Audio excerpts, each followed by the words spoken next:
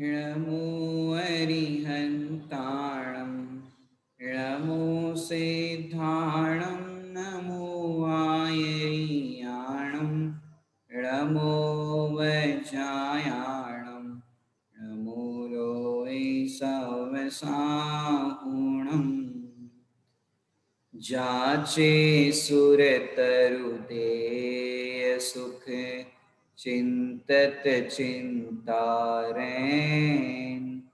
बिन जाचे बिन चिंतये धर्म सकल सुख दे। यहाँ पर भी याचना की बात आई जो अपन ने मंगलाचरण किया। जाचे सुर तरु देय सुख कि जो कल्प वृक्ष होते हैं उसके सामने भी याचना करनी पड़ती है तब सुख मिलता है। तो ये याचना करनी तो अच्छी बात हो गई कि कल्प वृक्ष के सामने याचना करो तो मिल जाए, लेकिन याचना करनी पड़ती है तब मिलता है। चिंतत चिंतारण माने आप चिंतन करते हो उसके सामने तब वो चीज मिलती है। ये हमको जैसे गृहांग नाम का कल्प वृक्ष होता है, उसके सामने आप याचना करो कि मुझे घर चाहिए, कमरा चाहिए, तो 84 लाख खंडों का भवन बन जाए, मैंने इतना वो मिलता है। गहने वाले कल्प वृक्ष के सामने खड़े हो जाओ, कहो गहना चाहिए, गहने मिल जाए। वस्त्रांग नाम के कल्प वृक्ष के सामने खड़े हो जाओ तो वस्त्र मिल जाए। बट उसके सामने आपको मांगना पड़ता है, याचना करती तब मिलती है। लेकिन ये मांगने का विकल्प भी अपने को एक विकल्प करना पड़ता है ना, लेकिन ऐसा हो कि अपने को विकल्प ही ना करना पड़े, सहज ही वो वस्तु प्राप्त हो जाए, वो कितनी बहुत बढ़िया बात है। ऐसे यहाँ पर लिखा बिन जांचे बिन चिंते, कि बिना याचना करे ही, बिना चिंता करे ही, बिना ही चिंतन करे ही धर्म सकल सुख देन, कि जो धर्म की प्राप्ति करते हैं उनको कोई विकल्प भी नहीं करना पड़ता, ना कोई याचना करनी पड़ती है। सकल सुख देन की सभी प्रकार के सुख प्राप्त होते हैं। याचना परिचय की अपनी जो बात चल रही है, माने धर्मात्मा का धर्म याचना बिना का है। क्या कह रहे हैं? धर्मात्मा का जो धर्म है वो याचना बिना का है। धर्मात्मा को याचना नहीं करनी पड़ती, माने याचना से सुख मिलता नहीं। क्या कह रहे हैं? याचना से सुख मिलता नहीं और सुख को याचना की जरूरत नहीं। याचना से सुख मिलता नहीं और सुख को याचना की जरूरत नहीं। जैसे शक्कर को मिठास की जरूरत नहीं, शक्कर को मीठा करने के लिए क्या करें? चलो दूध को मीठा करने के लिए तो शक्कर चाहिए, लेकिन शक्कर को मीठा करने के लिए क्या चाहिए? कि शक्कर स्वयं ही मीठी है, उसको मीठा करने के लिए किसी की जरूरत नहीं है। और नमक को खारा करने के लिए याचना करनी पड़ेगी कि नहीं करनी पड़ेगी? भी मीठा मीठा क्योंकि शक्कर भी सफेद होती है, नमक भी सफेद होता है, तो करनी पड़ेगी याचना भी मेरे को खारा होना है तो शक्कर थोड़ी हेल्प कर दे। कि नमक को याचना करने पर भी मिठास नहीं मिलती और मिठास को नमक से याचना करने पर भी, इस तरह का दोनों में देखा जाता है। लेकिन भैया सम्यक दृष्टि को निकांक्षित गुण प्रकट हुआ है, उन्हें केवल ज्ञान की भी वांछा नहीं। कल अपन ने अंत में चर्चा की थी, सम्यक दृष्टि को निकांक्षित, निकांक्षित गुण का नाम ही है कांक्षा न होना। कौन सी कांक्षा नहीं होना? कि जब अपना सुख अपने में है तो परद्रव्य से सुख की कांक्षा क्यों करेगा कोई? परंतु ज्ञानी के जीवन में वस्तु स्वरूप का ऐसा भेद विज्ञान होता है। वस्तु स्वरूप तो ऐसा ही है, परंतु ज्ञानी के जीवन में वस्तु स्वरूप एवं भक्ति का सुमेल होता है। वस्तु स्वरूप एवं भक्ति का सुमेल होता है। जो आप नंदीश्वर दीप की पूजन करते हो और वहां पर आप अर्घ समर्पित जब करते हो, तब एक लाइन आप अर्घ के अंदर दोहराते हो। कौन सी लाइन आपको दिख रही होगी? यह अर्घ कियो निज हेत तुमको अर्पत हो, ध्यानत कीजो शिव खेत भूमि समर्पत हो। यह अर्घ कियो निज हेत, हे भगवान मैंने इसलिए अर्घ समर्पित करता हूँ, तुमको अर्पण कर रहा हूँ। ध्यानत कीजियो शिव खेत, कि मैं ऐसी खेती करूं, ऐसी भूमि में खेती करूं कि अब तो मेरे को, जैसे किसान बीज बो देता है तब क्या होता है कि बीज बोने पर जो अनाज उसको प्राप्त होना है वो अपने आप प्राप्त हो जाता है। ऐसे जिसने भगवान का आश्रय कर दिया, भगवान की शरण में आ गए, अब उनकी भूमि तो अपने आप पल्लवित होना ही है, भूमि के अंदर उसके अंदर वृक्ष होना ही है। ऐसे उसके फल मिलना ही है। ऐसे भक्ति का और वस्तु स्वरूप का सुमेल होता है। भगवान के सामने जाएंगे तो क्या कहेंगे? प्रभु हम सब का तोए, तू ही है तारण हारा रे। तो वहां पर तो भगवान को कहेंगे तारण हारा है, लेकिन भगवान कर नहीं सकते, ये बात भी जानना है। तो याचना परिचय की जो बात करी कल अपन ने भूदर दास जी का जो पढ़ा था, फिर से एक बार पढ़ेंगे, थोड़ा सा और भाव स्पष्ट करना है। यहाँ पर आपको स्क्रीन पर दिख रहा होगा भूदर दास जी का। धीर वीर तप करत तपोधन, भय क्षीण सुखो गत वाही। अस्ति चाम अवशेष रहो तन, नसा जाल जल की तिस माही। औषधि आसन पान इत्यादिक, प्राण जाय पर जाचत नाही। दुर्धर अयाचिक व्रत करे, करे न मलिन धर्म पर छाही। क्या कह रहे हैं यहाँ पर? औषधि पान इत्यादिक, प्राण जाय पर जाचत नाही। एक लाइन यहाँ पर आई ना, उसका अर्थ करते हैं।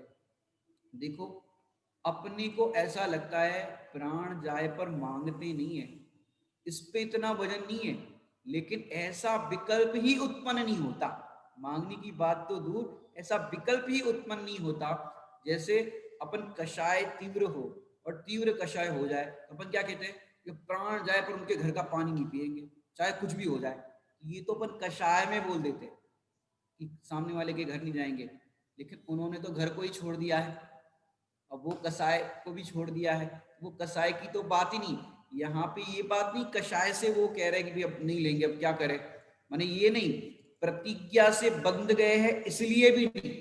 अशोक जी समझना जरा ध्यान से, प्रतिज्ञा से बंध गए हैं इसलिए भी वो विकल्प नहीं करते, ऐसी बात नहीं है। याचना नहीं करती, ये बात नहीं है। अब ऐसा भी हो कि भाई हम तो मुनि हैं, अब मांग नहीं सकते, ऐसा भी नहीं। हम मुनिराज है इसलिए याचना नहीं करते, ये बात भी नहीं। मैंने एक प्रश्न करता हूँ आपसे, जैसे आपसे प्रश्न किया मैंने कि पानी से प्यास बुझ सकती है कि नहीं बुझ सकती? अशोक जी, पानी से प्यास बुझ सकती है कि नहीं बुझ सकती? भोजन से भूख मिट जाती कि नहीं मिट जाती? औषधि से रोग ठीक हो जाते कि नहीं हो जाते? तो कितनी औषधि करते हैं, ठीक ही नहीं हो रहा है रोग, इतना उपाय कर रहे हैं, ठीक ही नहीं हो रहा है। मैंने देखो, भूख लगती है तो भोजन करते हैं, तो भूख मिटी कि नहीं मिटी? सवेरे भोजन किया, अब फिर भूख लगनी नहीं चाहिए आपको? भूख मिटती तो नहीं है। प्यास लगती है, पानी पीते हैं, फिर प्यास लग जाती, फिर प्यास लग जाती, फिर भूख लग जाती है। बीमार हो गए, औषधि ली, अपने को लगता है स्वस्थ हो गए, फिर से बीमार हो गए। तो भैया ऐसी औषधि क्या काम की जो फिर से बीमार हो रहे? औषधि तो वैसी होनी चाहिए कि फिर दोबारा बिना बीमारी नहीं हो। भोजन तो ऐसा होना चाहिए दोबारा भूख ही ना लगे। पानी तो ऐसा होना चाहिए कि दोबारा प्यास ही ना लगे। लेकिन आज तक किसी की भोजन करने से भूख नहीं मिटी, पानी पीने से प्यास नहीं मिटी, और औषधि से रोग नहीं मिटे। क्योंकि जिस रोग की हम बात कर रहे हैं वो है भव रोग। जो भव भव में आपको ये शरीर धारण करना पड़ रहा है, ये भव रोग, ये सबसे बड़ा रोग है। अब जिन दिगंबर मुनिराजों को ये बात अच्छी तरह से खबर हो, वे याचना कैसे करेंगे? बताओ, जिनको ये अच्छी तरह से खबर हो वे याचना कैसे करेंगे? जैसे खीर शक्कर से मीठी होती है, ये आपको पता है। अब नींबू डालने का विकल्प किसको आएगा? भैया नींबू डाल दो, विकल्प किसको आएगा? डालने की बात नहीं करें, नहीं तो फिर तो तुम्हारी खीर बर्बाद हो जाएगी। डालने का विकल्प भी कब आ सकता है? सोना डालने का विकल्प कब आ सकता है? भाई हम करोड़पति है, सोना डाल दे खीर मीठी हो जाएगी, ऐसा विकल्प भी कब आ सकता है? जैसे वस्तु स्वरूप को जानने के बाद ऐसा विकल्प नहीं आता, इसका नाम है अयाचिक वृत्ति। वस्तु स्वरूप को जानने के बाद विकल्प नहीं आएगा। मैंने सब जानते हैं इसका उपाय, माने इसका उपाय क्या है? जैसे इसका उपाय सब जानते हैं, भूख दूर करने का उपाय अगर कहे, व्यवहार से भी कहे, क्या कह रहे? भूख दूर करने का उपाय व्यवहार से भी कहे तो वो क्या है? अब सबका ध्यान जाएगा भोजन करना, ये नहीं। व्यवहार से भी कहे तो वो है कर्मों की निर्जरा करना, ये हो गया नास्ति से। और अस्थि से कहे तो स्वरूप के अंदर रमणता करना। भूख दूर करने का उपाय क्या है? एक तो नास्ति से कर्मों की निर्जरा करना, और अस्थि से कहे तो स्वरूप के अंदर रमणता होना। स्वरूप के अंदर रमणता होगी तो उस समय भूख का विकल्प ही नहीं होगा, और उस समय कर्मों की निर्जरा भी हो जाएगी। अस्थि नास्ति दोनों समझ लेना। माने मुनिराज उपाय करते कि नहीं करते भूख दूर करने का? नहीं करते। अभी अभी तो बताया करते हैं। कौन सा उपाय करते हैं? वे उपाय तो सतत कर रहे हैं। जो उपाय है उसमें याचना नहीं है, और याचना है उसमें उपाय नहीं है। वे तो उपाय सतत कर ही रहे। भूख दूर करने का क्या, तमाम जितने भी परिचय है, तमाम जितनी भी परिस्थितियां बनती है, उन सबका उपाय एक ही है, अपने स्वरूप में रमणता करना। वो उसका उपाय सतत कर रहे हैं। माने एक याचना में असंख्यात विकल्प खड़े होते। क्या कह रहे, समझ में आ रही बात? अब पॉइंट बदल रहे हैं। एक याचना में असंख्यात विकल्प खड़े होते। जैसे पत्नी ने पति से याचना की, कौन सी याचना? कि हमको साड़ी चाहिए। अब ये एक विकल्प हो गया। अब एक याचना में असंख्यात विकल्प कैसे खड़े होंगे, अशोक जी आपको अनुभूत होगा। जैसे एक साड़ी की डिमांड की, अब साथ में साड़ी लेने के लिए अपन गए, अब साड़ी लेनी है एक, अब एक याचना एक डिमांड है, अब असंख्यात विकल्प। हमको ऐसे ऐसी वाली साड़ी चाहिए, ऐसी वाली साड़ी चाहिए, इसमें ये वाला कलर चाहिए, इसमें ये वाला डिजाइन चाहिए, इसमें ऐसा चाहिए। अब एक साड़ी की याचना में असंख्यात विकल्प खड़े हो गए, और हमें कुछ नहीं चाहिए, सब विकल्पों का अभाव। माने एक याचना में कपड़े खरीदने आप जाते हो, बताओ विकल्प जैसा अपने को अंतर में होता है वैसा खरीद करके लाते हो कि नहीं लाते? वैसी मिलती है कि नहीं मिलती? नहीं मिलती। आप लेकर के भी आते हो, फिर परेशान हो जाते हो, अरे हमको जैसी चाहिए थी वैसी नहीं मिली। अब वो दुकान में इतनी लाइटिंग होती है, समझ में नहीं आता, कलर कलर के अंदर फेड़ ये कैसा है समझ में नहीं आता, फिर परेशान होते हैं आके, ये तो अच्छी नहीं है, इसमें तो डिफेक्ट था, ये तो पता ही नहीं चला। तब खरीद करके भी लाते हो मनपसंद वाली, तो भी दुखी हो जाते हो। माने एक याचना में असंख्यात विकल्प खड़े होते हैं। अब मुनिराजों की अपन बात करें कि निर्वांछक सदा सुखी, क्या कह रहे हैं? अपनी भूमिका में भी देख लो, जिनको वांछा ही नहीं है किसी की, वो सदा सुखी, उनको विकल्प ही नहीं, सदा सुखी, याचे नहीं। विकल्प ही उत्पन्न नहीं होता मुनिराजों को किसी भी चीज का, विकल्प उत्पन्न हो वहां दुख हो। जब त्याग करके आए तो याचना कैसे करे? मुनिराज सब त्याग करके आए, अब याचना कैसे करे? अब मैं आपसे प्रश्न पूछता हूं, आप अकेले रह सकते हो अशोक जी? अकेले अकेले अकेले घर में रह सकते हो? अकेले रहने पर अपने को लगता है भैया अकेले कैसे घर में रहे, कैसे क्या हो, भोजन कौन बनाएगा हमारे लिए, पानी कौन छानेगा, ये कौन करेगा? अकेले रहने में बड़ी समस्या है। मैंने जो जो अकेले रहते हैं उनको पता चलता होगा कि भाई अकेले रहते तो क्या करें। लेकिन भैया एक दूसरे का साथ की भी याचना, ये भी दुख का कारण है। एक दूसरे के साथ की याचना, लोग कहते ना जन्म जन्म का साथ है, अरे जन्म जन्म का साथ है, अगर जन्म जन्म के साथ की याचना करोगे तो क्या होगा पता है आपको? अगले भाव में वो पीआईजी बनेंगे तो आपको मिसेस पीआईजी बनना पड़ेगा। वो डॉग बनेंगे तो आपको मिसेस डॉग बनना पड़ेगा। माने जो जो पर्याय में वो जाएंगे पीछे पीछे जाना पड़ेगा। सोचो, साथ के याचना भी दुख का कारण है। और यहाँ आपको मोक्ष मिल रहा था और आपने कहा नहीं नहीं जन्म जन्म का साथ, फिर जाओ 4 गति 84 लाख योनि में। माने साथ की याचना भी दुख का कारण है। माने एक दूसरे की साथ की याचना करते लोग। माने एक बात बताता हूं आपको, वर्तमान परिस्थिति में देखे तो जगत के जीवों को आज अकेलापन खा रहा है। क्या होता है कि बच्चे हैं, बड़े हो जाते हैं, हॉस्टल में पढ़ने लग जाते हैं, फिर पढ़ लिख करके गए तो अमेरिका चले गए, यहाँ वहां चले गए, अपन जहाँ रह रहे अपन ने सोचा कि बड़ा घर बना दे, बंगला बना दे, और बच्चे है कि कहीं और सिटी में जाकर के बस गए, आईटी वाले पूना में चले गए और कहीं चले गए। अब घर में 2 प्राणी, अब घर में अकेले अकेले, और उसमें भी समझो पति एक्सपायर हो गया, पत्नी एक्सपायर होगी, अब अकेले रह गए। अब उस समय क्या होता है, घर में अकेलापन खाता है। अगर आपने पूरे जीवन अभ्यास किया होता, क्या अभ्यास किया होता उसकी बात अपन करेंगे, अकेलापन खा जाता है। जब अब समझो पति पत्नी भी 2 प्राणी हो, अपने बहू बेटे वो सब कहीं और अपने बिजनेस के काम से, जॉब के काम से रह रहे हो, अब पति पत्नी दोनों हैं। अब दोनों जानते हैं संसार में कोई किसी का नहीं, माने जगत के जीव को आज अकेलापन खाया जा रहा है, जब संसार में सब जानते हैं, पति जानता है, पति पत्नी जानते हैं, दोनों जन जानते हैं, दोनों को अकेलापन खा रहा है कि अकेले है अकेले है। तो भैया जगत के सब प्राणी जानते हैं, क्या जानते हैं कि हम अकेले ही है, अकेले ही है।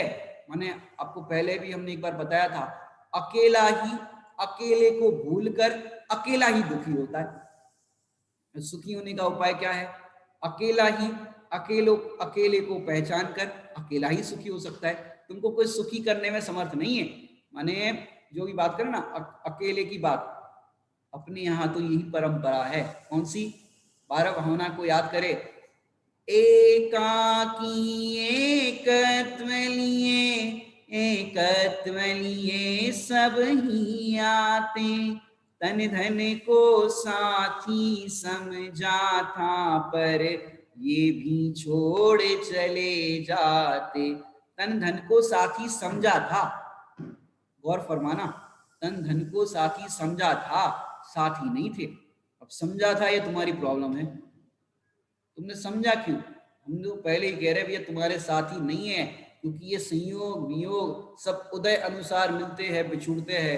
लेकिन जब किसी के को देखो प्रॉब्लम क्या होगी, समझा था ना, जब किसी को साथी मानोगे तो उससे सहयोग की याचना होगी, हेल्प की याचना होगी। जब किसी को साथी मानोगे तो जैसे पति है, बीमार हो गए, हालांकि पति पत्नी में तो ये होता ही है, पत्नी है वो घर के सारे काम करती है, पति है वो बाहर के काम करते हैं, ये तो अपनी एक प्रकृति की व्यवस्था है। लेकिन आप समझो दो व्यक्ति साथ में रह रहे हो, दो भाई साथ में रह रहे हो, कोई हो इस तरह से, तब बीमार पड़ गए तो साथी से क्या याचना होगी? भैया हमारे कपड़े धो लो, हमारे लिए पानी लेकर के आओ, हमारे लिए औषधि लेकर के आओ। अब साथ में सहयोग की याचना होती। अब सामने वाला, अब समझो आप बेड रेस्ट पे टोटली पड़ गए हो, सामने वाला आपकी सेवा भी कर रहा है, अब वो भी परेशान हो जाएगा, कब तक करे भैया तुम्हारी सेवा। ऐसा भी देखने मिलता है। आप यदि साथ में रहते हो तो सहयोग की याचना होती कि कोई हमारी सेवा करे। मैंने कल भी आपको कहा था मैंने कि अपन याचना को पूरी तरह से अपनी भूमिका के अंदर छोड़ नहीं सकते, इस याचना पर पूरी तरह से विजय प्राप्त नहीं कर सकते अपनी भूमिका में। फिर भी जहां जहां बन सकता है हम प्रयास अवश्य कर सकते हैं इस याचना को जीतने का। जैसे अपन भोजन करने के लिए बैठे, अशोक जी भोजन करने के लिए बैठे, अब हम भोजन करने के लिए बैठे तो 9 बार नमोकार मंत्र स्मरण करके बैठ गए। अब भोजन के अंदर जो भी आएगा उसको समता भाव पूर्वक ग्रहण करेंगे। अब जो भी आएगा मतलब ये मत समझना भक्ष अभक्ष की, ये विवेक रखना। भैया कोई ने कोई भी चीज रख दी, कहीं पर गए और आलू की चिप्स रख दी, आलू की सब्जी रख दी, तो भैया वहां पर ऐसा नहीं करना, जो भी आ गया समता भाव से। माने जहां पर भी आप जैसे भोजन कर रहे हो तो मौन पूर्वक, अब जो भी चीज आ गई मतलब शुद्ध सात्विक भक्ष्य वो आ गई। अब फिर आने के बाद अब दाल में नमक नहीं है तो नमक की याचना नहीं करेंगे, मिर्च नहीं है तो मिर्च की याचना नहीं करेंगे, मसाले नहीं डले तो मसाले की याचना नहीं करेंगे। मैंने किसी चीज की याचना नहीं करना। ये गृहस्थ की भूमिका में ये तो कर सकते हो कि नहीं कर सकते? इतना तो प्रयास कर सकते हो कि नहीं कर सकते? मुनिराज तो कोई भी चीज की याचना नहीं करते। जब भी लगे दाल में नमक नहीं है, मिर्च नहीं है, या कोई भी चीज की आपको जो डिमांड हो, तब मुनीश्वरों को याद करो कि वो तो कोई तरह की याचना नहीं करते और हम एक जरा से नमक के पीछे याचना करने लग गए। तो ये विचार करने लायक, अपनी भूमिका में भेद विज्ञान करने लायक है, मुनिराजों का स्मरण करने लायक है। इतना तो हम कर सकते हैं। माने लेकिन जैसे आपको बताए इस गृहस्थ की भूमिका के अंदर याचना ना हो ऐसा तो पूरी तरह संभव नहीं, जो भी आपको बताया। लेकिन भोजन करते समय और जहां भी आपको बन सकता है वहां पर याचना ना करे। दूसरी बात बताए, लेकिन एक चीज हो सकती है, कौन सी? आपके श्रद्धा में जो बैठा है कि पर से सुखी होता हो, भोग सामग्री से सुखी होता हो, पत्नी सुख देती है, इतने जो भी तरह के आपके पर से सुखी होने के साधन आप मानते हो, उसमें सुख बुद्धि का त्याग करो। पर से सुख की जो चाह है उसको छोड़ो। माने यहाँ पर हम ये नहीं कह रहे पत्नी को छोड़ो, बच्चों को छोड़ो, सहयोग को छोड़ो, ये नहीं कह रहे। उनसे सुख की चाह छोड़ो कि वे हमें सुख देते, इस चाह को छोड़ो। आत्मानुशासन ग्रंथ में तो 199 नंबर का श्लोक है, उसका भाव बताता हूँ। मैंने पूरा श्लोक या उसका जो भावार्थ वगैरह वो याद नहीं, लेकिन उसका भाव कुछ इस तरह से बनता है, अपने शब्दों में बताता हूँ। पत्नी पति को सुख नहीं सुखा देती। क्या कहा अशोक जी? पत्नी पति को सुख नहीं सुखा देती। उसका पूरा भाव यदि बताए ऐसे कि उसके सामने दीनहीन होकर के याचना करनी पड़ती। मैंने राग है ना, उसके अब मनाना पड़ता है, रूठते हैं, मनाना पड़ता है और तमाम सब घटनाएं घटती है। तो पत्नी पति को सुख नहीं सुखा देती, माने उसके अंदर अगर देखे तो उस श्लोक के अंदर ये बात बताई कि जिस देह माने स्वयं के देह के प्रति तुमको राग है, स्वयं के देह के प्रति राग है, तो उस अपने देह से ममत्व त्याग करो, स्वयं के देह से ममत्व त्याग करो। जब अपने ही देह से राग नहीं होगा तो पत्नी के देह से कैसे राग होगा? जब तुम अपने को आत्मा देखोगे, अनुभव करोगे, उसको भी आत्मा देखोगे, अनुभव करोगे, तो पर से सुख की जो चाह है वो मिट जाएगी। और वहां पर जो बात आई कि अपने शरीर से ममत्व त्याग करना, साथ में स्त्री के राग को तोड़ने की प्रेरणा दी है उस श्लोक के अंदर। माने गृहस्थ की भूमिका में इतना तो कर सकते, त्याग वस्तु का नहीं, उसके प्रति जो ममत्व भाव है, राग भाव है, उसका त्याग करना है। तो जिससे आपको पर से सुख की याचना, पर से सुख की चाह मिट जाएगी। मैंने पर द्रव्य से सुख बुद्धि है उसको तो कम से कम हम छोड़ ही सकते हैं। मैंने पूरी तरह इस याचना को जीतना है, वो तो हमने आपको कल बताया था 10वें से 12वें गुणस्थान में जीत सकते। क्या आंकड़ा बताया? 10वें गुणस्थान से लेकर के 12वें गुणस्थान। अभी 10वां कहते तो क्या आपत्ति थी? 10वां गुणस्थान कहते कि 10वें में जीतते तो क्या आपत्ति थी? क्योंकि दो प्रकार की श्रेणी होती है, उपशम श्रेणी और क्षपक श्रेणी। अब उपशम श्रेणी के अंदर 8वें गुणस्थान से 8वां 9वां 10वां और फिर 11वें में जाते। अब 11वां तो गिरने का गुणस्थान है, तो फिर गिर करके फिर छठे में आ जाते और नीचे आ जाते। तो इसलिए 10वें से 12वें कहा। तो ये क्षपक श्रेणी के लिए लागू पड़ेगा कि 10वें से सीधे 12वें में चले जाएंगे, और जैसे ही 12वें में जाएंगे तो वहां पर क्या होगा कि 12वें में जाने पर चारित्र मोह जो अंतिम बचा है, या वो चारित्र मोह का भी अभाव हो जाएगा। तो इसलिए 10वें से 12वें की यहाँ पर बात की। अब छठे गुणस्थान के अंदर भी वहां पर कैसा आता है, जैसे देखो छठे गुणस्थान में उपयोग अंतर सम्मुख नहीं होगा, बाहर होगा। तो जो शरीर का हलन चलन की भी जो चाह होती है कि भाई मैं ऐसा आसन लगाओ, खड़गासन लगाओ कि पद्मासन लगाओ, ये भी जो विकल्प होता है, ये भी जो चाह होती है, पीछी कमंडल को उठाने का, धरने का भाव होता है, क्योंकि वे भी परद्रव्य है। पीछी कमंडल भी क्या है? परद्रव्य है। शरीर क्या है? परद्रव्य है। तो परद्रव्य के अंदर जो परिणमन करने की भी जो चाह होती है, आसन लगाने की भी जो चाह होती है, और भी जो तमाम विकल्प होते हैं, उस संबंधी विकल्प भी उत्पन्न ना हो, ये चाहते हैं वो। तो इतना भी विकल्प जो हो रहा है वो भी कब मिटे, कब अंतर सम्मुख दृष्टि हो जाए, ये विकल्प भी ना आए। 28 मूल गुणों का जो पालन कर रहे हैं वो भी विकल्प कब छूटे और अंतर सम्मुख हो जाए। मैंने पूरी तरह निर्विकल्प होने की यहाँ पर बात है। मैंने शत्रु से विजय कब होती है? शत्रु के साथ विजय कब होती है? कि भविष्य में वो हमारी तरफ आंख उठाकर भी ना देखे, तो वास्तव में विजय हुई। आज तो तुमने जीत लिया, भविष्य में आकर के फिर से आक्रमण कर दे, तो क्या हुआ? वो जीतना काम का। ऐसे परंतु परंतु एक ज्ञानी धर्मात्मा मुनिराज जो होते हैं, उनकी दशा ही अलौकिक है। वे महाव्रत के धारी होते हैं। महाव्रत जो स्वयं महान है, गणधर आदि महापुरुष जिन्हें अंगीकार करते हैं, और महान मोक्ष जिनका फल है, उससे उसे सचमुच महाव्रत कहते हैं। मैंने अपने अंतरंग और बहिरंग दोनों प्रकार से साधु पद की निर्दोष साधना करना, अपने निमित्त से कभी भी। अभी यहाँ पर एक लाइन आई थी, आपने अगर यहाँ पर दिख रही है जो आपको लाइन, आप देखो रचना के अंदर, दुर्धर दुर्धर याचिक व्रत करे, करे ना मलिन, करे ना मलिन धर्म पर छाई। ये मलिन नहीं करते किसी भी तरह से धर्म को, ये यहाँ पर भाव दिया हुआ है।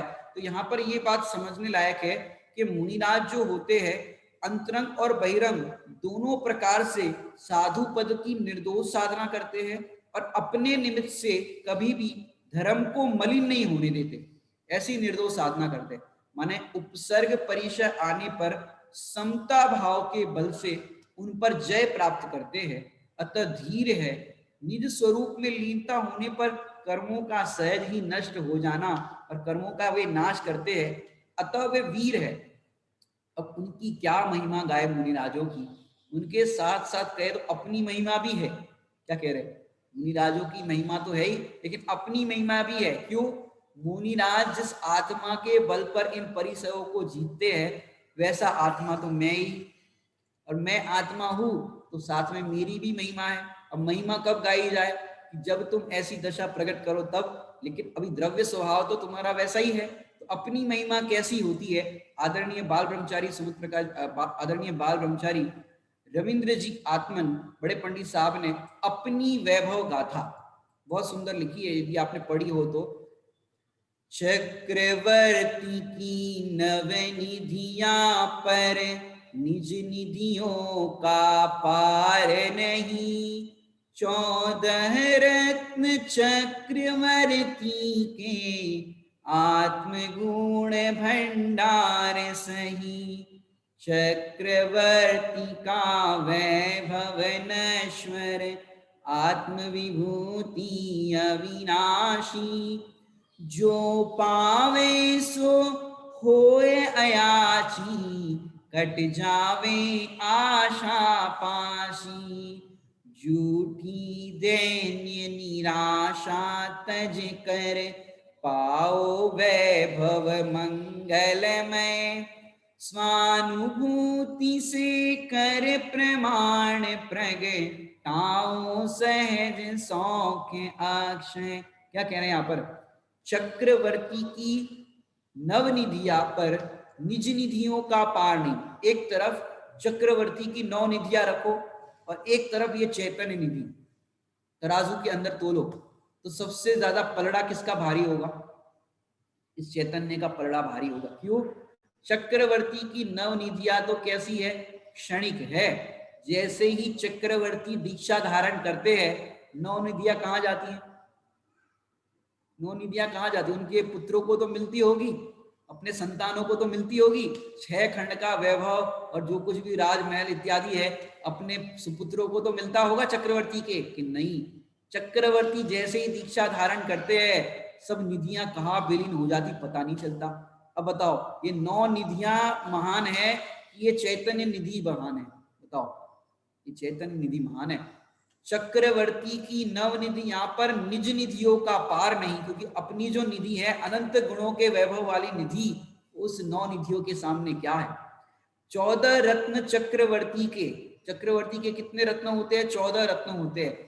और उसके सामने, उसके रत्नों के भंडार के सामने देखा जाए तो आत्म गुण भंडार सही, कि आत्मा के गुणों का भंडार उसके सामने, मैंने आत्मा का गुणों का भंडार इतना अपूर्व है, इतना अपार है कि वो 14 रत्न चक्रवर्ती के भी उसके सामने फीके पड़ते हैं। चक्रवर्ती का वैभव नश्वर। अब चक्रवर्ती का वैभव नश्वर, अभी जो आपको बताया कि जैसे ही चक्रवर्ती दीक्षा लेते हैं, और ऐसा भी सुनने में आया है, अब कहाँ लिखा है ये पता नहीं, फिर भी ऐसा कहते हैं कि जब चक्रवर्ती दीक्षा धारण करते हैं और उनकी जो संतान होती है, उनकी जो संतति में जो 7वीं पीढ़ी होती है, उनके पास खाने के लिए भी पैसे नहीं होते। अब कहने का आशय इतना है कि भाई चक्रवर्ती का पुण्य चक्रवर्ती के साथ चला गया। अपन सोचते कि भाई अपना कमाया हुआ धन अपने पीढ़ी दर पीढ़ी सबको काम आएगा, हम कमा के जा रहे हैं तो अपने बच्चों को काम आएगा, उनके बच्चों को काम आएगा। इतना वैभव कमाओ, इतना वैभव कमाओ, दुकान धंधा व्यापार में अपनी बुद्धि इतनी लगा दो कि फिर आत्मा में लगाने के लिए बुद्धि नहीं बचे। क्या कह रहे हैं? अपनी बुद्धि आत्मा में लगाने के लिए नहीं बचे। अरे अपना उपयोग जरा सा है, चलो गृहस्थ की भूमिका है, थोड़ा बहुत धंधा व्यापार करना पड़ता है, कर्म भूमि है, लेकिन इतना ही मत लग जाओ कि अपने आत्मा के लिए, स्वाध्याय के लिए, अपना कल्याण के लिए समय ना मिले। क्योंकि देखो, ये तो मार्ग ऐसा है, आप कमावे आप ही खावे। एक भजन आपने सुना होगा, एक योगी यशन बनावे, आप ही खावे आप बनावे, खावत नाही अगावे। मतलब एक योगी है, वो अशन बनाता है, भोजन बनाता है। कैसा बनाता है? स्वयं ही बनाता है, स्वयं ही खाता है। और खावत नहीं अगावे, मैंने खावत नहीं अगावे मैंने इतना है भोजन, और इतना वो उसमें तृप्त हो जाते, कह नहीं सकते। ये मार्ग भी ऐसा है, अपना कमाया हुआ अपने काम आता है, क्योंकि सबका पुण्य अपने अपने साथ रहता है। अब पिताजी ने बहुत संपदा कमा ली, अब पुत्र के पुण्य में नहीं हो तो सारा वैभव कहीं ना कहीं या रिश्तेदार यहाँ वहां कर ले या कहीं बिजनेस में इन्वेस्ट किया हो तो खोटी जगह इन्वेस्ट हो जाए तो सारा धन माने करोड़पति से क हटने में देर नहीं लगती, करोड़पति हो जाते। तो यहाँ पर हम अपना कल्याण करना है तो भैया जितनी जरूरत है उतना करो, उससे ज्यादा मत करो। आगे की मत सोचो, अपनी सोचो। क्या कह रहे, आगे की मत सोचो, अपनी सोचो। ये परिणाम अगर हम इसमें लगाए रखेंगे तो अपना क्या होगा, विचार गति 84 लाख योनि में हमको इसका फल भोगना पड़ेगा। एक दृष्टांत भी आपको दूं, शायद वाल्मीकि डाकू के समझ में आ, मैंने वाल्मीकि ऋषि जिन्होंने रामायण लिखा ना, तो उन्होंने रामायण लिखा, उसके पहले वो वाल्मीकि डाकू थे। और डाकू थे तो सब लोगों को लूटते थे, चुराते थे सबका धन। अब क्या हुआ, उधर एक संत मिले और उस संत को भी उन्होंने पकड़ के बंदी बना दिया कि भाई कहाँ हो, कौन हो तुम, कोई खुफिया एजेंसी वाले तो नहीं हो आजकल की भाषा में कहे तो, तुम हमारा निवास मैंने कहाँ पर डाकू रहते हैं कि पता लगाने सीआईडी का काम करने तो नहीं आए हो, भेष अलग धारण करके पकड़ करके लेके गए और उनसे पूछा कि हम तो साधु है। और उन्होंने कहा कि तुम जो चोरी करते हो वो डाकू और ये सब लूटपाट करते हो, तुम डाकू हो, एक बात बताओ कि तुम्हारे परिवार वालों से पूछ करके आओ कि जो तुम लूटपाट करते हो और इस तरह से सबका धन लूटते हो, तुम्हारे इस पाप के अंदर तुम्हारे परिवार वाले भागीदार है कि नहीं, वो उसका फल भोगने के लिए तैयार है कि नहीं। फिर वो घर पे पूछने के लिए गए, पहले तो वो बोल दिए हाँ तैयार है, क्यों नहीं, हम कमाते हैं उनके लिए तो सब करते हैं। घर वालों से पूछने गए कि भाई हम जो चोरी कर रहे हैं, लोगों को लूट रहे हैं और ये धन ला रहे हैं, पत्नी को कहा तुम्हारे लिए ऐसे ऐसे हार लेकर के आते हैं, सब लेकर के आते हैं, यदि इसका फल हमको भोगना पड़ा है, नरक जाना पड़े, तो तुम साथ में चलोगी कि नहीं चलोगी। पत्नी बोली हम नहीं चलेंगे, तुम्हारा पाप तुम्हारे माथे, तुम जानो। बच्चे कहे हम भी नहीं चलेंगे। माने अंत में सब लोग ने हाथ खड़े कर दिए, हम तुम्हारे साथ नहीं चलेंगे।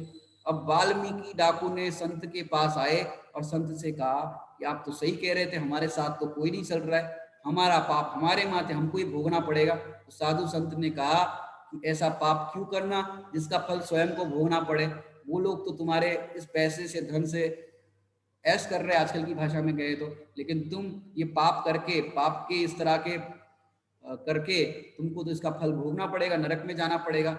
उसने कहा कि अब मुझे नरक में नहीं जाना, और वो भी ऋषि बन गए और वो वाल्मीकि ऋषि के नाम से प्रसिद्ध हुए और उन्होंने रामायण लिखी जो लौकिक के अंदर प्रसिद्ध है। तो यहाँ पर कहने का भाव इतना है कि ये जिसके लिए हम कमा रहे हैं, इतना पाप करते हैं, नंबर 2 करते हैं, रिश्वतखोरी करते हैं, इसका फल तो तुम्हें भोगना पड़ेगा, घर वालों को भोगना नहीं पड़ेगा। और दूसरी भी बात कहूँ, चलो आप तो इस तरह से पहले समझो नंबर 2 रिश्वतखोरी करते थे तो बहुत सारा धन लेकर के आते थे, तो पत्नी बच्चों की डिमांड और थी कि पहले कम कमाते थे तो कहते थे 500 रुपये की शर्ट चल जाएगी, पत्नी को भी 500 रुपये की साड़ी चल जाएगी। लेकिन अब अनाप शनाप पैसा आने लगा तो 5,000 की शर्ट लेने लग गए, 5,000 की साड़ी लेने लग गए। अब उन लोगों को समझने की जरूरत है, यदि आप तत्वज्ञानी हो गए, आपने रिश्वतखोरी बंद कर दी, पापाचरण बंद कर दिया, अब उन लोगों को भी समझने की जरूरत है कि हम ऐसी डिमांड नहीं करें। कैसी डिमांड नहीं करें, ये भी याचना के अंदर ले रहे गृहस्थ की भूमिका के लिए, अब ऐसी याचना नहीं करेंगे। देखो जो पति लोग है, पुरुष वर्ग है, पूरा समय अपना सवेरे से लेकर के शाम तक, रात को आते हैं, धंधा व्यापार में पूरा समय लगा देते। चलो पत्नी अगर स्वाध्याय से जुड़ी हो तो स्वाध्याय में लगे रहते, बच्चे पाठशाला से जुड़े हो तो पाठशाला में लगे रहते, लेकिन पति का विचार करो, उनका क्या होगा, एक साधर्मी की तरह भी विचार करो। एक घर के अंदर, एक छत के अंदर रहते तो ये विचार करो। बच्चे मैंने पत्नी कह दे आप मेरे लिए साड़ी एक कम लाओगे तो चलेगा, एक गहना कम बनाओगे तो चलेगा, लेकिन आप स्वाध्याय नहीं करोगे ये नहीं चलेगा, आप स्वाध्याय करो। हम कम ले लेंगे, कम कम पहन लेंगे, कम ओढ़ लेंगे, ये चलेगा, लेकिन आप स्वाध्याय करो। पत्नी पति के लिए ऐसे परिणाम रखें। बच्चे भी कहे एक जीन्स कम लाएंगे चलेगा, एक टी शर्ट कम लाएंगे चलेगा, अगले साल मोबाइल नहीं बदलेंगे तो चलेगा, लेकिन आप स्वाध्याय करो। एक दूसरे को स्वाध्याय में लगाने का परिणाम कैसा होगा सोचो। वो घर के अंदर, माने सिद्धालय में जाने की जरूरत नहीं है, या घर में ही सिद्धालय हो जाएगा। ऐसे याचना के अंदर हम अपनी भूमिका के अंदर भी इस तरह की याचना को भी जीत सकते हैं। मैंने विचार कर सकते, जीतना तो हमने बताया वो आप समझते हो 10वें 12वें वाली बात, लेकिन अपने घर में भी शांति, जितनी जितनी इच्छाएं होगी, डिजायर होगी, उतना उतना आप दुखी होंगे। इच्छाओं को सीमित करो, मोक्ष मार्ग इच्छाओं को मिटाने का है, इच्छाओं को सीमित करने का है। तो मेरी बात, इच्छा निरोध तप, इन इच्छाओं का निरोध करना सीखो, क्योंकि गृहस्थ दशा को मुनि दशा की तलेटी कहा गया है। तो जो बात आ रही थी चक्रवर्ती का वैभव नश्वर, क्योंकि ये बाहर का वैभव नश्वर है, जो आप इकट्ठा करके जा रहे हो बच्चों के काम ही नहीं आए। आप पूरे जीवन हाय हाय करके थक गए और बच्चे उसे भोग ही नहीं पाए, क्योंकि सबका अपना अपना पुण्य होता है, सब अपना अपना पुण्य लेकर के आते हैं। हम दूसरे के लिए कुछ नहीं करते, सब अपने अपने पुण्य कमाते और पुण्य को भोगते। तो चक्रवर्ती का वैभव कैसा है? नश्वर है। लेकिन ये आत्मा की विभूति तो कैसी है? अविनाशी है, जिसका कोई विनाश नहीं कर सकता। ये आत्मा का वैभव ऐसा है। अब आगे लिख रहे हैं, जो पावे सो होए अयाची, जो इस आत्मा के वैभव को पाता है वो तो अयाची हो जाता है, उसे किसी भी प्रकार की याचना नहीं करनी पड़ती। जब अपने में ही परिपूर्ण अनुभव किया कि मैं परिपूर्ण हूं, अब सुखी होने के लिए पर की वांछा कौन करेगा? कोई नहीं करेगा। तो जो पावे सो होए अयाची, कट जावे आशा पासी, कि जो इस आत्मा के वैभव को पाता है उसका क्या होता है? उसके भव कट जाते हैं। और झूठी दैन्य निराशा तजकर, कि अपन जो पर द्रव्य से, पत्नी बच्चे से, धंधा व्यापार से, पैसे से, हर चीज से सुख की आशा कर रहे हैं कि हमें सुख देंगे, भैया किसी को सुख नहीं देंगे। अपन सोचते हैं कि बच्चों से आशा रख रहे हैं कि बच्चे अपन अंत समय आएगा समाधि कराएंगे, हमको पानी पिलाएंगे, तो भैया ये आशा भी तजने योग्य है। और बच्चे हैं, बहू है, उनको तो कह रहे कि आपको करने योग्य है। माता पिता सास ससुर है, उनको ये याचना है, ये भावना तजने योग्य है, और बच्चों से कह रहे आपको ये करने योग्य। ये क्या बात हो गई? इनको करने योग्य और इनको तजने योग्य। कि देखो, माता पिता सास ससुर है, वो इच्छा वांछा नहीं रखेंगे कि हमारी सेवा करें। और यदि आपको भी समाधि करनी है, बच्चों से बहुओं से कह रहे हैं कि आपको समाधि करनी है तो करो, करोगे तो आपकी समाधि होगी। यहाँ पर तो दोनों चलेगा, निश्चय और व्यवहार। आप याचना मत करो कि हमारी कोई सहायता करेगा। जैसे धर्मी सो गौवच्छ प्रीति सम, माने गाय जो होती है उसको बछड़े से कोई वांछा नहीं होती कि बछड़ा हमें आगे चल करके कुछ सेवा करेगा। वो तो निर्वांछक भाव से बछड़े को पालती है गाय, उसको कोई आशा नहीं है कि बछड़ा हमें कुछ करेगा।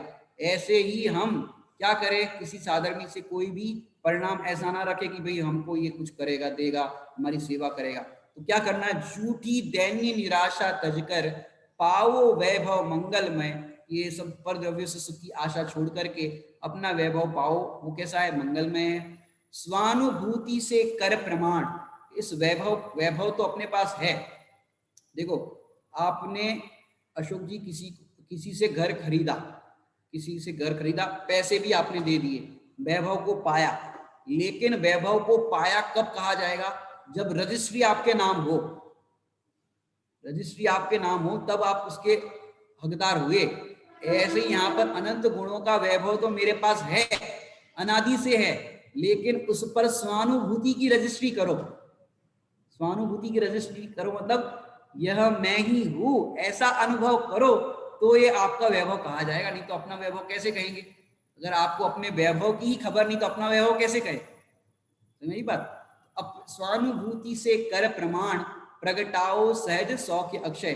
बच्चे के लिए अपन प्रॉपर्टी छोड़ करके जाए, अब बच्चे को पता ही नहीं अपनी प्रॉपर्टी कौन सी है, तो उसका हकदार कैसे होगा? उसका हकदार होने के लिए रजिस्ट्री चाहिए। ऐसे ही यहाँ पर अनंत गुणों का वैभव है, उसको पाने के लिए उसका अनुभव चाहिए, वो है स्वानुभूति। तो स्वानुभूति से कर प्रमाण, प्रगटाओ सहज सौख्य अक्षय। अक्षय माने कभी भी क्षय ना हो, ऐसी प्रॉपर्टी को पाओ।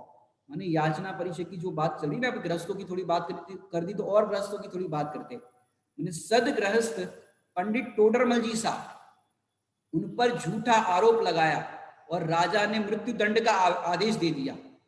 और तो और वे प्रतिदिन राजा के वहां पास जाकर के बैठते थे। क्या कह रहे? टोडरमल जी राजा के पास जाकर के बैठते थे, उनके विश्वास पात्र थे टोडरमल जी। और तो और वे चाहते तो सफाई दे सकते थे, परंतु वे कुछ भी नहीं बोले। उन पर झूठा आरोप लगाया, फिर भी कुछ भी नहीं बोले। हाथी के सामने उनको हाथी के पैर के नीचे कुचलने का आदेश दे दिया गया, वे हाथी के सामने लेट गए। सोचो, ये सदगृहस्थ की बात कर रहे हैं, अपने प्राणों की भी याचना नहीं की। याचना की बात कर रहे हैं ना, एक सदगृहस्थ ज्ञानी धर्मात्मा जो प्राणों की याचना भी नहीं कर रहे। वहां पर तो उनको ऐसा कहा था, आपको यदि अपने प्राण चाहिए, एक काम करो, 5वां अधिकार के अंदर जो आपने अन्य मतों की खंडन की बात कही है वो हटा दो, तो कोई बात नहीं, हम आपको प्राणों से मुक्त कर देंगे। तो वो डोडरमल जी बोले कि आगे चल करके लोग कहेंगे कि ये डोडरमल अपने प्राणों के व्यामों में तत्व की जो यथार्थ बात है उससे वे मुकर गए और उन्होंने हटा दिया। आज तुम कह रहे हो 5वां हटा दो, कल कोई कहेगा 6वां हटा दो, कल कोई कहेगा 7वां हटा दो। अरे मैं कह रहा हूं तुम्हारे अंदर जो मिथ्या मान्यता बैठी है उसको हटा दो। 5वां 6वां 7वां नहीं हटाना है, अपनी मिथ्या मान्यता को जो बैठी है उसको हटा दो। और तो और वो हाथी के पैरों के नीचे कुचलवाने के लिए उनको वहां पर लिटा दिया गया। सारी सभा वहां पर, अपनी जो जैन सभा थी, सब रो रही थी, सब ये दृश्य को देख रहे थे।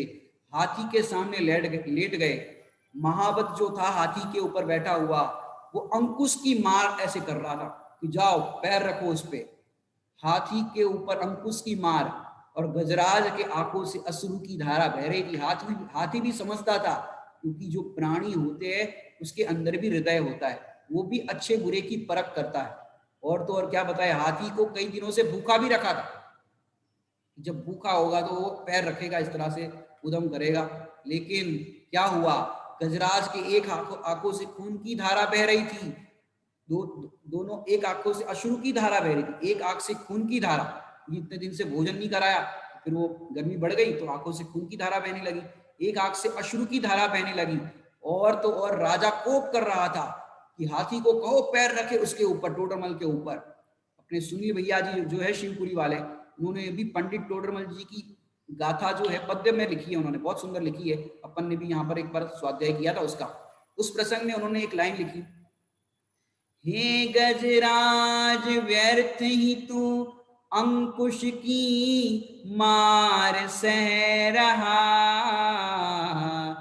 इस मिट्टी पर पैर रखने से क्यों डर रहा।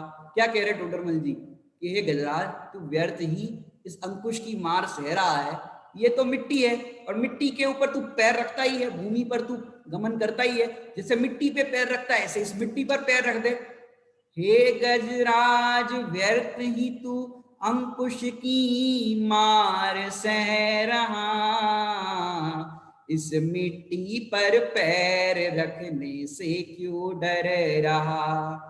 तू अपना कार्य कर, हम निज कार्य करते हैं, महामना टोडरमल जी की गाथा गाते हैं।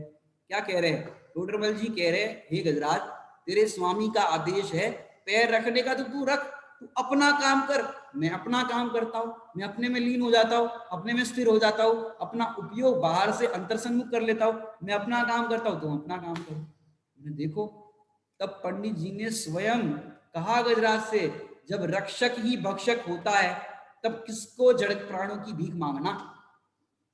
अब तक तुम्हारा फर्ज है कि तुम मेरे ऊपर पैर रखो, तुम अपने कर्तव्य का पालन करो। यह है वास्तव में अयाचिक वृत्ति। ये गृहस्थ की भूमिका की बता रहे कि उनको प्राणों की भी चिंता नहीं हुई। ये तो गृहस्थों की बात कर रहे हैं। आपने मेरी भावना पढ़ी होगी, मेरी भावना के अंदर बहुत सुंदर लाइन आती है, वो बहुत ही सुंदर, माने मेरी भावना के एक एक छंद के अंदर इतना भाव भरा है। हो कर सुख में मग्न न फूले, दुख में कभी न घबराए, पर्वत नदी श्मशान भयानक, अटवी से नहीं भय खावे, रहे अडोल अकंप निरंतर, यह मन दृढ़तर बन जावे, इष्ट वियोग अनिष्ट योग में सहनशीलता दिखलावे। ये तो गृहस्थों की बात कही। होकर सुख में मग्न ना फूले, बाहर पुण्य का उदय अच्छा चल रहा हो उसमें फूले नहीं, और दुख में कभी ना घबरावे। पुण्य के उदय में रीझो मत, बड़े पंडित साहब कहते हैं, पुण्य के उदय में रीझो मत और पाप के उदय में खींचो मत। पर्वत नदी श्मशान भयानक, अटवी से नहीं भय खावे। मुनिराजों की भूमिका में देखे तो पर्वतों पे गमन करते हैं, श्मशान में, अटवी में, जंगल में, ऐसे में भी भय नहीं लगता।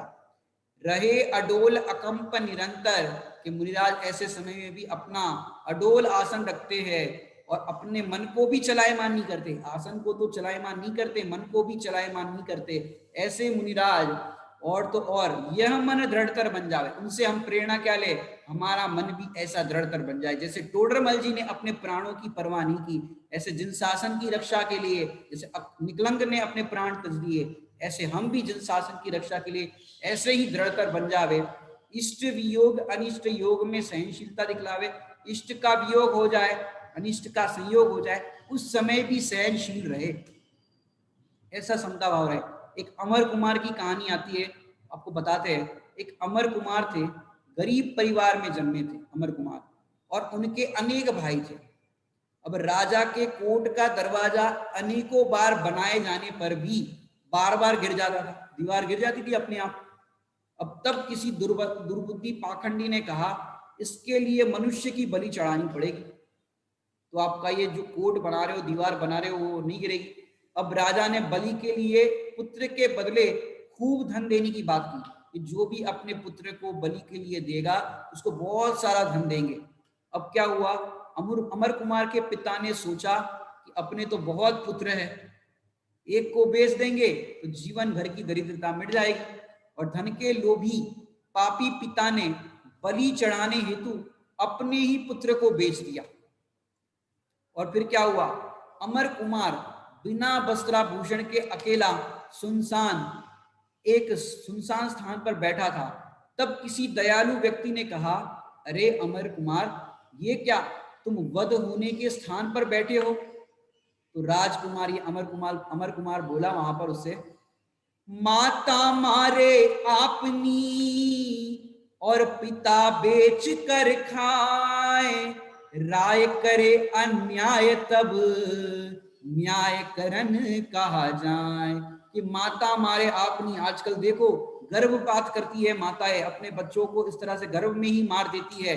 माता मारे आपनी और पिता बेच कर खाए, पिता बेच देते हैं। अब देखो, माने पिता ने इस तरह अमर कुमार को तो बेचा ही बेचा, लेकिन आप देखो ऐसे कई गरीब राज्य है, गरीब क्षेत्र है, वहां पर पिता अपनी बच्चियों को बेच देते हैं।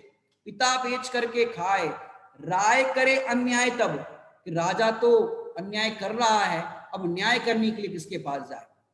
ऐसे तो राजा के पास न्याय के लिए जाते, अब किसके पास अन्यायकरण को जाए, न्यायकरण को जाए। बालक ने हंसते हंसते प्राणों का बलिदान दे दिया, पर प्राणों की भीख नहीं मांगी। देखो वो बालक की भूमिका में देखो, उसने याचना नहीं की हमें बचाओ, हमें छोड़ दो। हो सकता है अकाम निद्रा से पुनः वो मनुष्य पर्याय धारण करके अयाचिक वृत्ति को सार्थक करे। वो हो सकता है, ऐसा भी हो सकता है। माने सेठ सुदर्शन आदि ने देखो सदगृहस्थ होने पर भी अयाचिक वृत्ति के ये प्रत्यक्ष प्रमाण। और तो और आपको क्या बताए कि सचमुच जिसको संसार असार दिखाई देता है उसकी परिणति कैसी होती है। एक देशभूषण कुलभूषण गाथा बड़े पंडित साहब ने लिखी है, वहां पर उन्होंने लिखा, निसार है संसार बस शुद्धात्मा ही सार, अक्षय प्रभुता का एक ही है आत्मा आधार, निर्द्वंद निर्विकल्प हो निज आत्मा ध्याओ, आनंद से उल्लास से शिव मार्ग में आओ। ये तो गृहस्थों के हमने प्रमाण दिए। यहाँ पर क्या बताई, निस्सार जिसको संसार लगता है, और निस्सार संसार लगता है, और शुद्धात्मा सार लगता है। संसार, सार से सरकने का नाम संसार है। ये परिभाषा कहीं मिलेगी नहीं, लेकिन समझने वाली बात है। सार से, शुद्धात्मा ही सार, सार से सरकने का नाम संसार है। और अक्षय प्रभुता एक ही आधार, माने अक्षय सुख को देने वाला एक शुद्धात्मा ही आधार है। तो क्या करो, निर्द्वंद हो जाओ, किसी भी प्रकार का द्वंद नहीं रखो, निर्विकल्प हो जाओ और आत्मा को ध्याओ, आनंद से उल्लास से शिव मार्ग में आओ। भैया मुनि दशा को कठिन मत समझो। जब तीन कसाय चौकड़ी के अभाव में होने वाली मुनि दशा की बात होती है, अब आपको क्या बताए, यहाँ पर एक बार 12 वर्ष का अकाल पड़ा, तब भद्रबाहु स्वामी 12,000 मुनियों के साथ दक्षिण भारत की ओर विहार कर गए थे। तब उस जंगल के अंदर उनको लगा कि अब यहाँ और कुछ होना नहीं है, तो बाकी सब मुनिराजों को तो उन्होंने, भद्रबाहु स्वामी ने कहा कि यहाँ पर मुझे लग रहा है मेरी मृत्यु निकट है, तो सारे मुनियों को आज्ञा दी कि आप आगे गमन कर जाओ।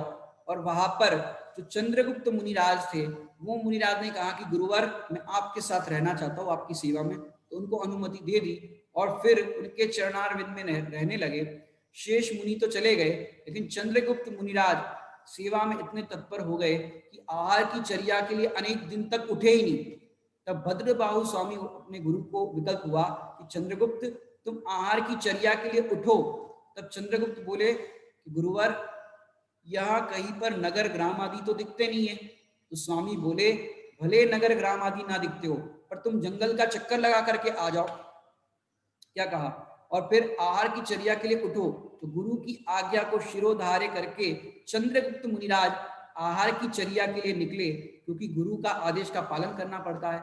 और फिर गुरु ने भी सोचा कि मेरी चर्या करनी पड़ती है, मुझे संबोधन करना पड़ता है, समाधि निकट है, तो ऐसे में उनके अंदर ही सामर्थ्य नहीं होगी तो कैसे वो संबोधन करेंगे, समाधि बिगड़ सकती है। क्योंकि समाधिस्थ मुनिराज को उठना बैठना, वैयावृत्ति करना, मलमूत्र की शुद्धि करना, पाठ आदि सुनाना, अनेकों क्रियाएं होती है। लेकिन वहां अकेले चंद्रगुप्त मुनिराज ही थे, दूसरे मुनिराज नहीं थे। जबकि भगवती आराधना ग्रंथ में ऐसा आता है कम से कम 2 मुनिराज तो होने चाहिए समाधि करने के लिए। क्योंकि एक मुनि यदि लघु शंका दीर्घ शंका के लिए जाए और आहार की चर्या के लिए एक मुनिराज जाए, उसी समय जो क्षपक यानी जो समाधि करने वाले आचार्य हो, मुनिराज हो, उनको तीव्र वेदना हो जाए और मृत्यु हो जाए, तो उन्हें संबोधन करने में संभालने के लिए एक मुनिराज तो उस समय उनके सामने उपस्थित होना ही चाहिए, नहीं तो सल्लेखना बिगड़ सकती है। ऐसे प्रसंग पढ़ने पर भी श्री मुनिराज को, भद्रबाहु स्वामी को ये विकल्प नहीं आते भी 5 मुनिराज तो होते, 10 मुनिराज तो होते, ये याचना का भी विकल्प नहीं आता कि और लोग होते तो मेरी समाधि करते, कोई सिर दबाता, कोई पैर दबाता, ये याचना का भी विकल्प नहीं आना समाधि के समय भी। सोचो, ये याचना परिचय जय है। ये तो मुनिराज की बात थी। बड़े पंडित साहब कहते हैं सीता जी लंका में रावण के यहाँ रही, रावण ने अनेक प्रकार के प्रलोभन दिए, फिर भी उनके चित्त में ये परिणाम नहीं आया, लंका दिखती तो बहुत सुंदर है, पूरे सोने की लंका है, ऐसा विकल्प भी नहीं आया ये अच्छी है लंका, नहीं तो चित्त की शुद्धि जो थी वो अशुद्धि हो जाती, ऐसा विकल्प भी नहीं आया। ऐसे ही धन्य धन्य है वे तपोधन जो अपनी चित्त शुद्धि को भी बिगाड़ने नहीं देते और चित्त शुद्धि का भी घात नहीं करते। अतिक्रम का नाम है दोष, लेकिन यहाँ पर चित्त की शुद्धि भी नहीं होती, माने अतिचार का लगना तो बहुत दूर रहा, परंतु चित्त शुद्धि बनाए रखते हैं। ऐसे ही माघनंदी मुनिराज की जो अपन ने पूर्व में चर्चा की थी, उनका भी अपयश हो गया था, परंतु कभी भी यश की याचना नहीं की। लोग हमारे बारे में क्या कह रहे हैं, हम भैया ऐसे नहीं है, हम तो अंदर में बहुत पवित्र है, लेकिन ऐसी घटना घट गई। अंजन चोर जब बड़े हमने मुनिराज बने तो गृहस्थ अवस्था में तो बहुत अपयश था, परंतु मुनि होने पर यश की याचना नहीं की। अरे जिनने तीर्थंकर जिंदाज जैसी मोक्ष रूपी लक्ष्मी नहीं मांगी, वह भला अन्य कोई वस्तु कैसे मांग सकता है। याचना समान जगत में न्यूनता नहीं है, और अयाचक वत समान त्रैलोक्य में अन्य कोई उत्कृष्ट नहीं है। माने मुनिराज तो अयाचिक वृत्ति के धारी होते हैं, और ऐसे चाह का किसी भी प्रकार का विकल्प उनके जीवन में नहीं होता। चाह का होना ही परिचय जय की हार है। जब विकल्प ही नहीं उत्पन्न होते तब याचना परिचय जय की क्या बात करें। ऐसे ही बाह्य और अभ्यंतर तप करने वाले वे मुनि शरीर की स्थिरता के लिए यद्यपि चरणान योग की पद्धति से उद्यम करते थे, लेकिन चर्या के लिए वो जाते हैं, पर कभी भी किसी प्रकार से आहार आदि की याचना नहीं करते। इस प्रकार याचना परिचय को जीतते हैं, और अगले परिचय की चर्चा अपन कल करेंगे। ओम नमः सिद्धे।